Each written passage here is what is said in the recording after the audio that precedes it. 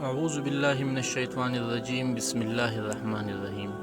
دوستو، جب انسان نے پہل اس زمین پر قدم رکھا تو اللہ نے انسان کو دنیا میں بھیجنے سے پہلے انسان کے زندہ رہنے کے لیے تمام سامان پیدا فرمایا۔ ہوا، پانی، آگ اور مٹی، یہ انسان کی بنیادی ضرورت تھی۔ اس کے بغیر تو انسان زندہ ہی نہیں رہ سکتا۔ انسان کے جسم میں قوت پیدا کرنے کے لیے کھانا بھی ضروری تھا، اس لیے اللہ نے پھل، پھول، میوے، پودے، ہرے بھرے درخت پیدا کیے۔ اس کے علاوہ سر اٹھائے بلند و بالا پہاڑ، روا دوا گنگناتے ہوئے چشمے، بل کھاتے ہوئے دریا، سمندر، چاند، سورج، ستارے، غرض یہ کہ ہر وہ چیز جو انسان کے زندہ رہنے کے لیے ضروری تھی پیدا کی۔ ان سب چیزوں کے علاوہ انسان کے آرام اور سہولت کے لیے اور چیزوں کی بھی ضرورت تھی، وہ بھی پیدا فرمائے۔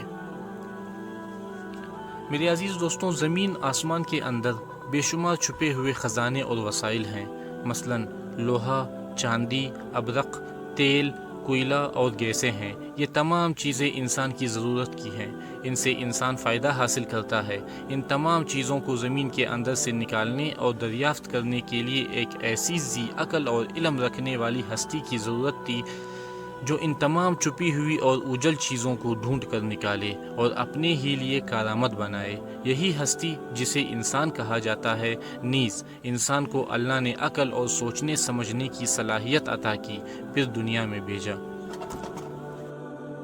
سب سے پہلے انسان حضرت آدم علیہ السلام تھے۔ انسان کی نسل حضرت آدم علیہ السلام سے چلی اور تمام انسان حضرت آدم علیہ السلام کی اولاد ہیں۔ اللہ تعالیٰ نے حضرت آدم علیہ السلام کو پیدا کرنے کے لیے ارادہ ظاہر کیا اور فرشتوں سے کہا، میں زمین پر اپنا خلیفہ بنانے والا ہوں۔ اس پر فرشتوں نے اعتراض کیا اور کہا، کیا آپ زمین پر انسان کو پیدا کرنے والے ہیں؟ انسان تو زمین پر فساد برپا کر دے گا اور خون بہائے گا۔ ہم تو تیری پاکی بیان کرتے ہیں اور تیرا شکر بجا لاتے ہیں، کیا ہم عبادت کے لیے کافی نہیں؟ اللہ نے فرمایا، جو میں جانتا ہوں وہ تم نہیں جانتے۔ پھر اللہ نے خود اپنے ہاتھوں سے حضرت آدم علیہ السلام کا پتلا بنایا، پھر اسے سنوارا اور اسے مناسب شکل دی۔ اس کے جسم کا ہر حصہ خوبصورتی کے ساتھ بنایا، پھر اس مٹی کے پتلے میں روح پھونکی۔ پھر اللہ نے فرشتوں سے پوچھا کہ چیزوں کے نام بتاؤ اگر تم سچے ہو۔ فرشتوں نے جواب دیا، ہم نہیں جانتے، سب سے زیادہ تو آپ جاننے والے ہیں۔ ہم کو تو بس اتنا ہی علم ہے جو آپ نے ہم کو سکھایا ہے۔ آپ بڑے علم اور برکت والے ہیں۔ اللہ نے آدم علیہ السلام سے کہا، اے آدم، ان فرشتوں کو ان چیزوں کے نام بتاؤ۔ اللہ نے آدم کو تمام چیزوں کے نام بتا دیے تو آدم کے علم میں تمام باتیں آ گئی۔ آدم نے ان چیزوں کے نام بتا دیے تو اللہ نے فرشتوں سے کہا، کیا میں تم سے نہ کہتا تھا کہ میں آسمانوں اور زمینوں کے اندر کی سب چیز پوشیدہ باتوں کو جانتا ہوں، اور جو کچھ تم ظاہر کرتے ہو اور چھپاتے ہو سب کا علم رکھتا ہوں۔ اللہ تعالیٰ نے فرشتوں سے کہا کہ آدم کو سجدہ کرو۔ وہ تمام فرشتوں نے آدم علیہ السلام کو سجدہ کیا، لیکن ابلیس نے سجدہ کرنے سے انکار کر دیا، وہ غرور کرنے والوں میں سے تھا۔ تجھے کس چیز نے روکا ہے سجدہ کرنے سے، جبکہ میں نے تجھے حکم دیا تھا؟ اللہ نے ابلیس سے پوچھا۔ ابلیس نے کہا کہ آپ نے انسان کو مٹی سے بنایا اور مجھے آگ سے پیدا کیا۔ ابلیس کے معنی مایوس اور نا امید ہونا ہے، اس لیے کہا گیا کہ جو شخص اللہ سے نا امید ہوتا ہے وہ ابلیس کے تابع ہوتا ہے۔ جو لوگ ابلیس اور شیطان کے بہکاوے میں آ جاتے ہیں وہ پست ہمت ہوتے ہیں۔ جو فرائض ان کے ذمہ ہوتے ہیں وہ ادا نہیں کر پاتے اور ذلیل و خوار ہوتے ہیں۔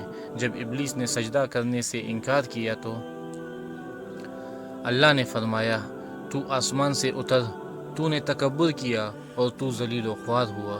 ابلیس نے کہا کہ مجھے قیامت کے دن تک مہلت دیجیے۔ اس پر اللہ نے فرمایا، تجھے مہلت دی گئی۔ ابلیس نے کہا، میں تیرے بندوں کو گمراہ کروں گا اور ہر طرف سے میں تیرے بندوں کو گھیرے میں رکھوں گا، وہ تیرا شکر بھی ادا نہیں کریں گے۔ اللہ تعالیٰ نے حضرت آدم علیہ السلام کو حکم دیا کہ اے آدم، تم اور تمہاری بیوی بہشت میں رہو اور جو کچھ کھانا ہے فراغت سے کھاؤ، اور ایک خاص درخت کی طرف اشارہ کرتے ہوئے فرمایا کہ اس درخت کی طرف نہ جانا ورنہ تم ظالم قرار دیے جاؤ گے۔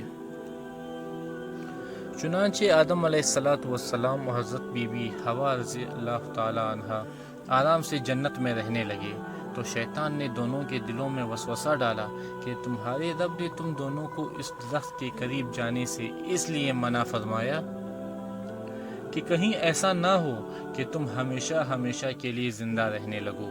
میں تو تمہارا خیر خواہ ہوں اور میں تم دونوں کی بھلائی چاہتا ہوں۔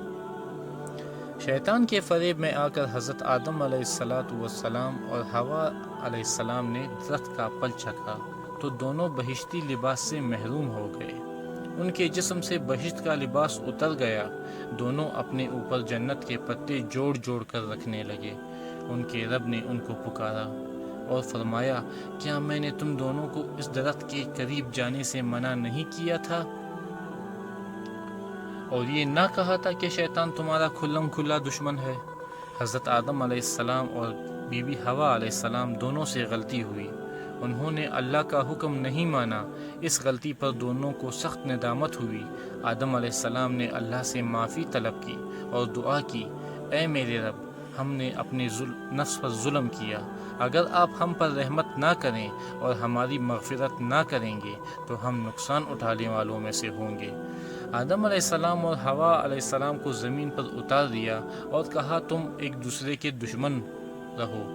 تمہیں اس وقت تک تم دونوں کو زمین پر رہنا ہے جب تک میری طرف سے کوئی ہدایت نہ آئے۔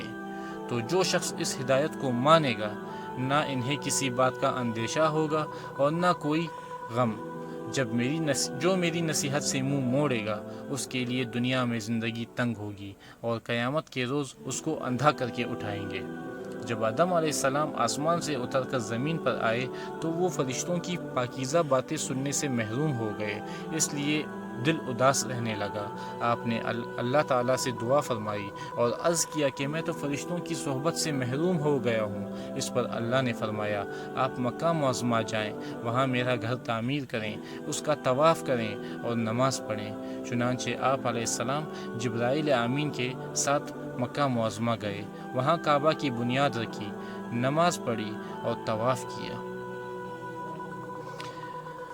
دوستوں، حضرت آدم علیہ السلام کے واقعے سے ہمیں یہ سبق ملتا ہے کہ جس کام کا اللہ تعالیٰ نے کرنے سے منع فرمایا ہے وہ نہ کریں۔